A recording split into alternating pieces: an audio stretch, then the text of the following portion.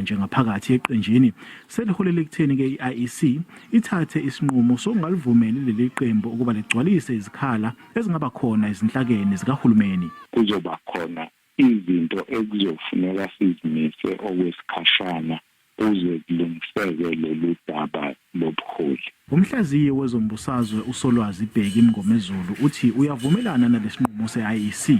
uMngomezulu uthi NFP ibeka ikusasa layo engcupheni. Uma lezi inkinga bengayixazulula manje kuzoba nenkinga ngo-2024. I-NFP iyavuma ke ukuthi zikhona izinkinga zoqhekeko ngaphakathi eqenjini, kodwa leli qembu lithi angeke liyeke ukungenela ke ukhetho lokuchibiyela ngenxa yalesinqumo senhlangano engamele ukhetho.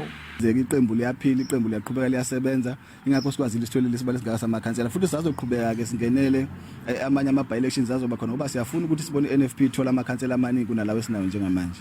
Unobhala weqembu uthi kumanje bamatasa ukuqinisekisa amagatsha eqembu ngaphambi kokuthi leli qembu lisingathe ingqungquthela ke yalo yokukhetha ubuholi obusha maduze.